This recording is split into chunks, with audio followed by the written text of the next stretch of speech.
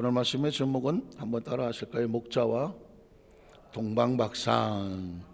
목자와 동방박사, 이런 제목으로 말씀 은혜를 나누기를 원합니다. 혹시 찬송가 123장을 기억하실까요? 찬송가 123장. 예전에는 이게 막 뒤집어 놓기 전까지는 눈 감고 있으면 1장부터 다는 모르지만 마지막까지 대략 몇 장만 불러도 가사가 뭔지 다 아는데, 이거 막 뒤집어 놔갖고 이제는 찾아봐야 되는 이런 혼돈이 오긴 했지만, 바뀌지 않은 찬송 중에 하나가 123장이거든요. 찬송가 123장이 1, 2, 3. 123장은 뭐냐면 저들 밖에 한밤중에, 기억하시죠?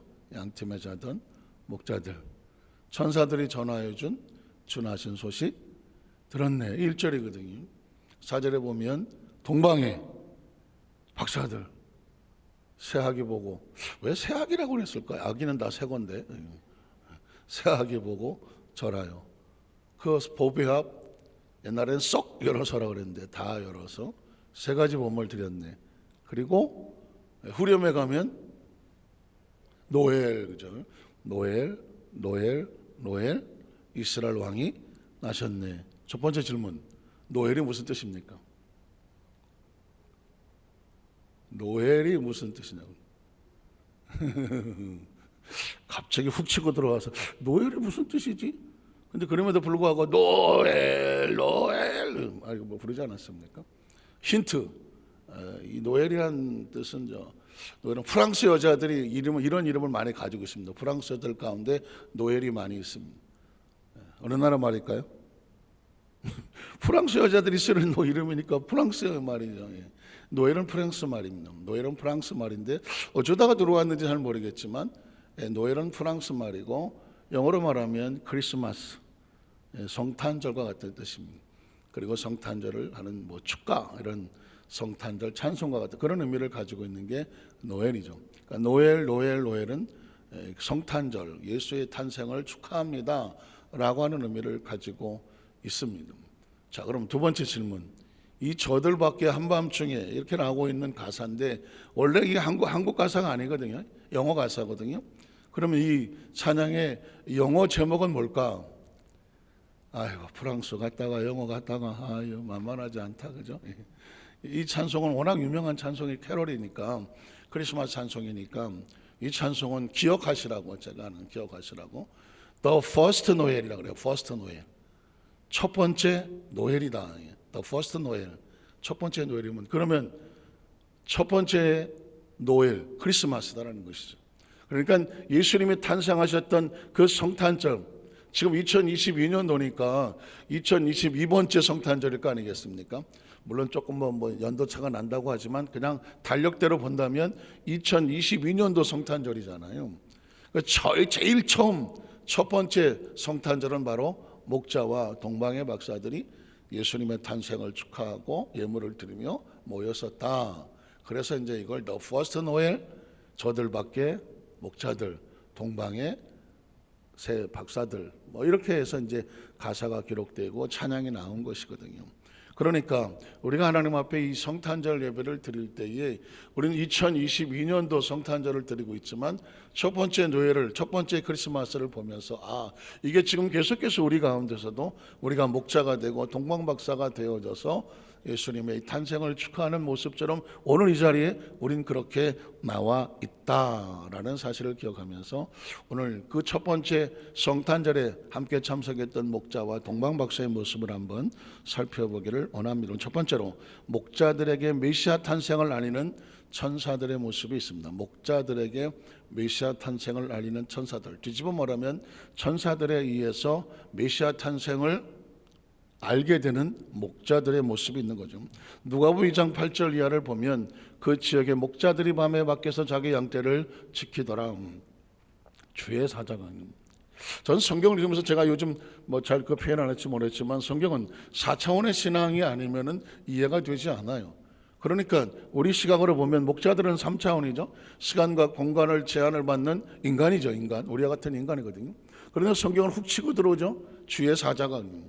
주의 사자는 무슨 아프리카 미국 대사들이 아니죠. 주의 사자는 하늘에서 온 사자요 천사들이라고 말하는 것이죠. 천사는 지구에 사는 존재가 아니죠. 그렇죠?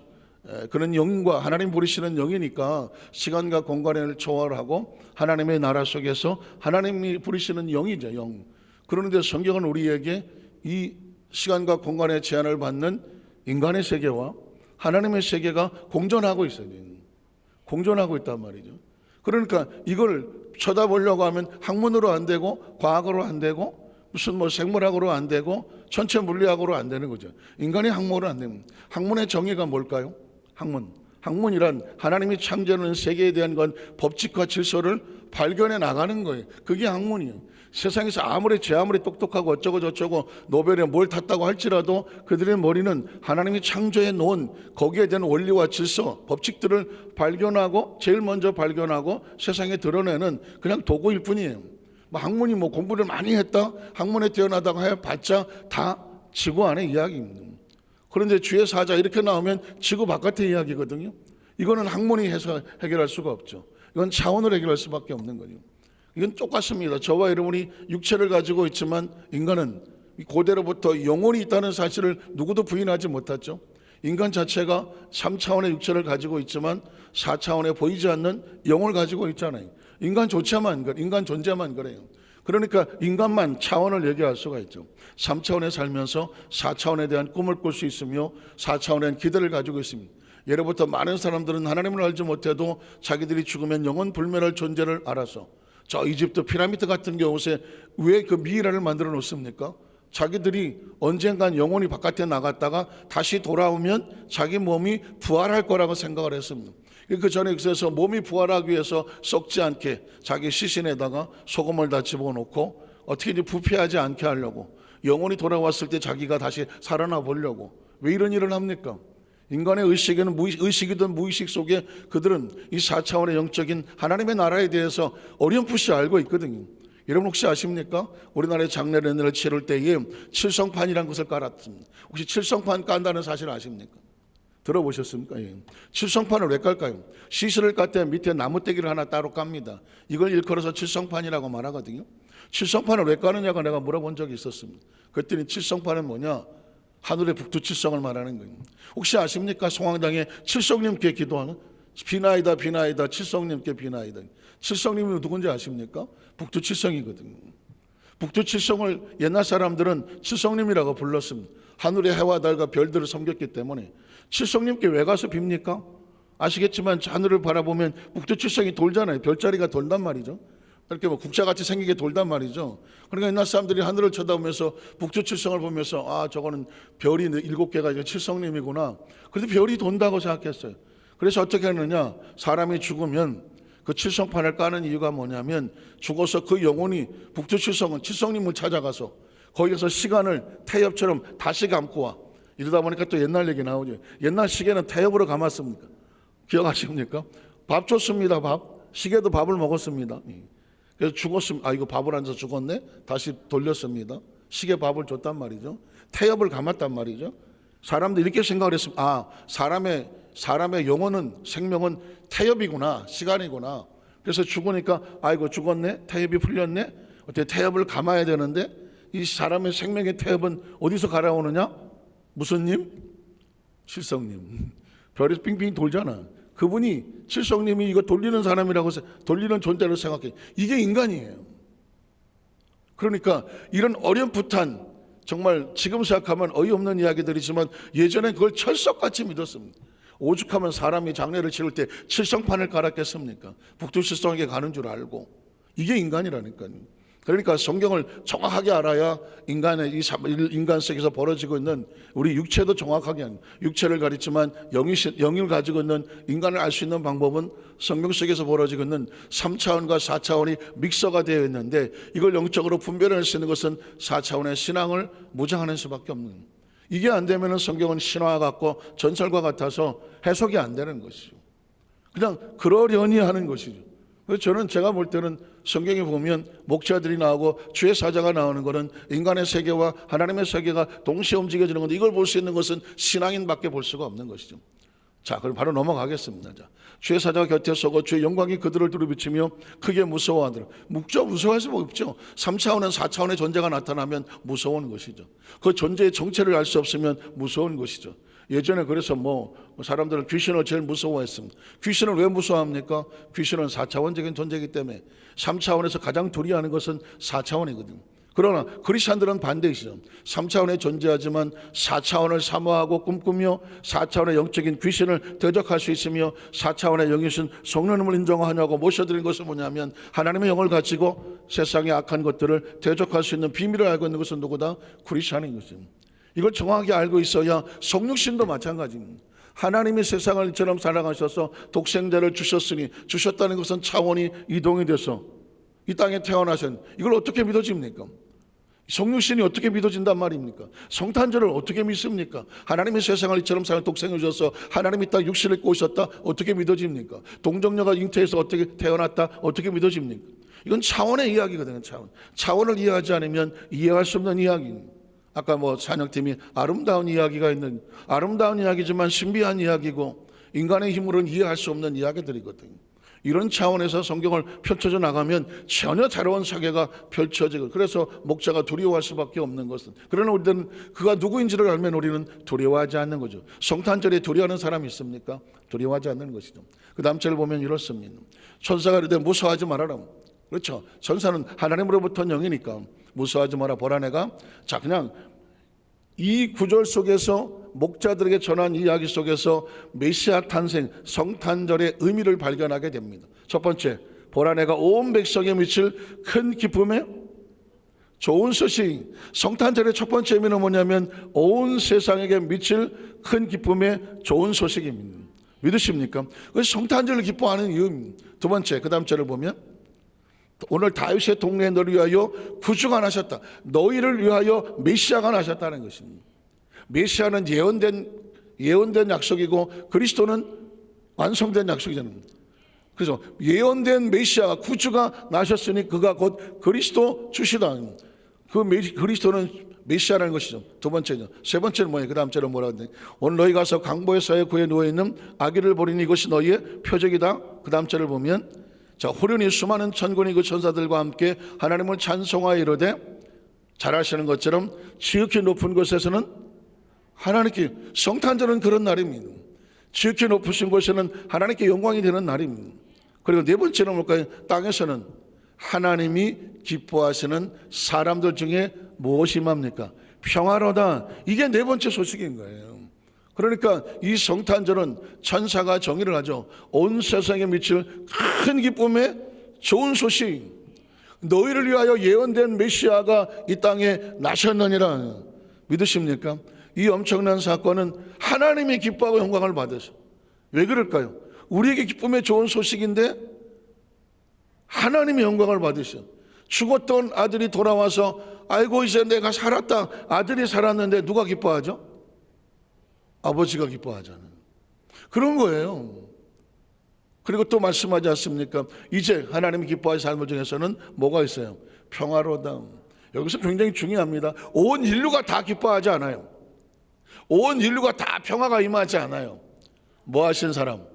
하나님이 기뻐하신 사람이에요. 하나님이 기뻐하시는, 이 세상에 그 성탄절이라고 해서요, 이 크리스마스에 큰 의미를 두고 마음을 두고 사모하고 그 성탄에 감동하고 감격하며 하나님 앞에서야 큰 감사의 감격의 눈물을 흘리시는 사람은 오로지 한 종류야. 하나님이 기뻐하시는 사람.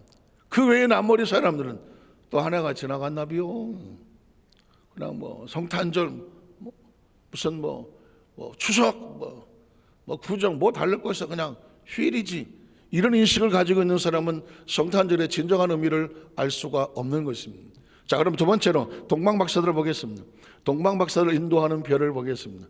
자, 성경을 펼쳐볼까요? 마태복음 2장 1절 2절에 보면, 헤롯 왕 때에 예수께서 유대 베들레헴에 나심에 동방으로부터 박사들이 예루살렘에 이르러 말하되, 자, 그들은 예수를 누구라고 생각합니까? 유대인의 왕. 이 사람들은 아기 예수의 탄생을 보면서 유대인의 왕이라고 고백을 합니다. 이 동방백사는 하나님의 약속을 알았던 사람들이고 약속대로 메시아가 올 것을 하늘의 별을 보고 연구했던 사람이고, 그 별을 보고 오셨다 라고 사인을 받은 사람들이고, 그래서 찾아가자, 찾아왔던 사람들이고, 그는 그들 입술을 통해서 아기가 태어났는데 이렇게 말합니다. 그는 유대인의 왕이다. 우리가 동방에서 그의 별을 보고 그에게 뭐하러 왔다? 경배하러 왔노라. 그 다음 절을 보면 박사들이 왕의 말을 듣고 갈 새에 동방에서 보던 그 별, 성경은 놀랍게 목자들에게는 천사가 나타나서 그들을 인도했었죠. 동방의 박사들은 사실은 천문학자들이거든요. 이 천문학자들에게는 무엇으로 인도합니까? 그 별이 문득 앞서 인도하여 가다가 악이 있는 곳에 와서 머물러 섰더라. 그러니까 이 박사들은 하나님의 약속을 말했던 사람들이지만 그들을 인도하고 있는 것은, 눈에 보이는 것은 별이지만 누가 인도합니까? 하나님의 나라죠. 하나님은. 그러니까 이 땅의 삶을 살면서 하나님의 나라는 머리로 아는 것이 아닙니다. 예전 혹시 기억하십니까? 돈으로 더 못 가요. 뭐 그랬던 찬송가 가잖아요. 기억하셨습니까? 하나님의 나라는요, 제가 그런 표현을 쓰잖아요. 그냥 자석에 부딪히는 쇠와 같아요. 도대체 누가 예수를 믿습니까? 누가 하나님 앞에 예배를 합니까? 똑같은 인간의 탈을 쓰고 육체를 가지고 살아가는데 어떤 사람은 하나님을 예배하고 어떤 사람은 하나님을 예배하는 걸 싫어합니까? 어떤 사람은 하나님을 예배할 기뻐하고 어떤 사람은 우상을 찾아가서 거기에 엎드립니까? 어떤 사람은 예수를 구주로 믿고 어떤 사람은 보이는 교주를 자기들의 구주라고 생각을 합니까?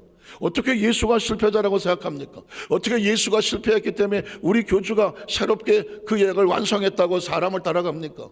점점 이 세상에 있다 없어질 사람들인데 왜 사람을 보고 거기에 거꾸로져서 무릎을 꿇습니까? 이거는 영적인 하나님의 인도하심이 아니면, 분별하심이 아니면 사람의 머리로는 안 되는 것입니다. 오히려 이단에 빠지는 사람을 보면 무식한 사람들이 아니라 머리가 제법 돌아가는 사람들이다 라고 말하는데, 그러니까 하나님의 나라는 머리로 하는 게 아니죠. 영적으로 오염이 되면 그냥 거꾸로 치는 거예요. 그래서 영적으로 깨어 있어서 무장해야 하는 이유가 뭔지 아십니까? 분별하려고 하는 것입니다. 이 동방의 박사들은 그들의 머리로 예수를 찾아오지 않았습니다. 하나님의 그들을 인도하는 별이 있었고 그 별이 인도하는 곳에 머물러 섰습니다. 그 다음 절에 보면 그래서 그들이 별을 보고 매우 크게 기뻐하더라. 이 성탄절에 유대인의 왕에서 예수를 만났다는, 메시아를 만나는 것 때문에 기쁨과 감동이 있는 것이죠. 저는 우리 성탄절에 우리 성도님들 가슴 속에 이런 감동이 있었으면 좋겠습니다. 감동이 있었으면 좋겠어요.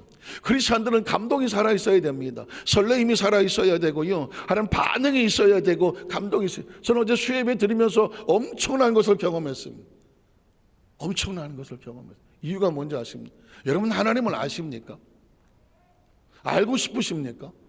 더 알고 싶으십니까? 어제 하루 종일의 기도는 뭔지 아십니까? 하나님, 난 하나님을 더 알고 싶습니다. 하나님의 세계로 더 들어가고 싶습니까?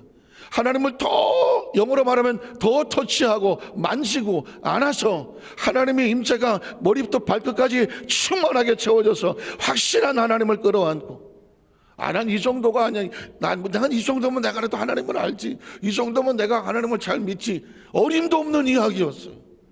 너는 하나님을 얼마나 알아? 누가 이렇게 묻는다면 여러분은 어떻게 대답하시겠습니까? 얼마나 하나님을 사모하고 계십니까? 얼마나 하나님을 간절히 원하고 계십니까? 제가 문득 그러다 보니까 아주 옛날 노래, 제목은 호반의 배치. 내님은, 우리 교회 성도들은 뭐 연애한 적도 없고 어디 가서 노래한 적도 없고, 내님은 누구실까? 어디에 계실까? 무엇을 하시는 분일까? 신문을 보실까? 뭐 책을 읽으실까? 뭐 호반의 벤치에 가보고 싶네. 옛날 그런 노래가 있어요. 그 가사가 뭐 무슨 뜻일까? 뭔가 아마도 20대 초반 아니면 뭐 10대 후반이든 뭔가 아주 파릇파릇한 처녀가 자신이 생상할 백마탄 왕자, 혹시 그런 사람을 생각하며 그분은 어떻게 생겼을까? 아주 그냥 뭔가 눈이 빠락빠락 해갖고 뭔가 또 그런 기대감을 가지고 가사를 쓴 것 같아요. 노래도 뭐 그렇게 보이고. 여러분, 사랑하면 보고 싶습니까? 알고 싶습니까? 정말입니까? 제가 이번 2021년 성탄절을 지나면서 우리 성도들, 저도 도전이지만 이런 도전을, 하나님을 더 알게 하여 주시옵소서. 하나님을 더 알고 싶은 마음이 내 속에서 가득 차오르게 하여 주시옵소서. 이제까지 알고 있는 수박 겉핥기 정도는 부분적인 이런 것이 아니라 내가 은혜 받은 사람이야, 내가 이래도 신앙생활 잘하는 사람이야, 내가 얼마를 믿었는데, 이건 어림도 없는 이야기입니다. 정말 하나님의 심정을 아십니까? 하나님의 눈물을 아십니까? 하나님의 의도를 아십니까? 하나님 우리를 향하여 갖고 계시는 그 마음의 절절함을 알고 계십니까? 하나님의 한을 알고 계십니까? 저는 어느 날 미국에 선교 살면서 성경을 묵상하는 가운데 성경을 펼치다가 통곡을 한 적이 있었습니다. 왜냐하면 어느 날 성경을 펼쳤더니 그냥 성경이 통곡이 외치고 있다. 통곡. 아니 이게 무슨 소린가 그랬더니 하나님의 통곡이 우주에 가득해. 하나님의 통곡이, 아니 하나님의 한이 우주에 가득하다니까. 왜 그랬을까요? 그 처음 지은 아담과 하와, 그들이 죄로 인하여 에덴에 쫓겨나고 피투성이로 온 인류가 죄악에 무너져 있는 하나님의 형상과 모양을 닮은 하나님의 사람들이, 하나님을 기뻐해야 될 사람들이 죄악에 처박혀서 피투성이로 쓰러가져는 그 생명들을 보시면서 하나님이 우주를 보고 어떻게 생각하시겠습니까? 아, 보시기에 좋다야. 처음에 우주는 그랬습니다. 보기에 좋았습니다. 근데 다시 보고 싶지 않은 겁니다. 우주가 피투성이가 됐고 죄로 말미암아 오염이 되어버리는 이 세계를 보면서 하나님은 뭐 하겠습니까? 제가 들은 소리는 이겁니다. 비명이었습니다. 하나님의 비명이었습니다. 그 처절한 한이 있기에, 그 한이 있기에 예수를 보내는 겁니다. 한이 있기에 아들을 보내는 겁니다. 한이 있기에 그 한을 가지고 아들을 보내요. 십자가는 한 아닙니까? 십자가는 한이 아닙니까? 그 생명을 건지려고 하나님이 스스로 낮아져서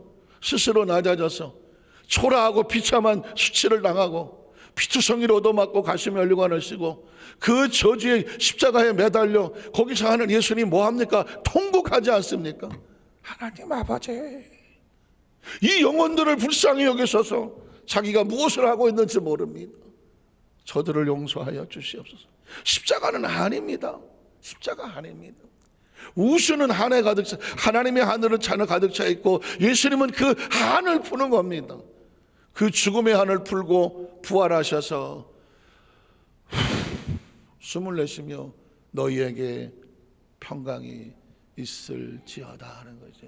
하나님의 한은 십자가에서 풀리는 겁니다. 그 십자가에서 한이 풀려지며 너희에게 평강이 있을지어다 숨을 내쉬며 성령을 받아라는 것이죠. 우주를 새롭게 생명을 살리는 것은 성령이거든요.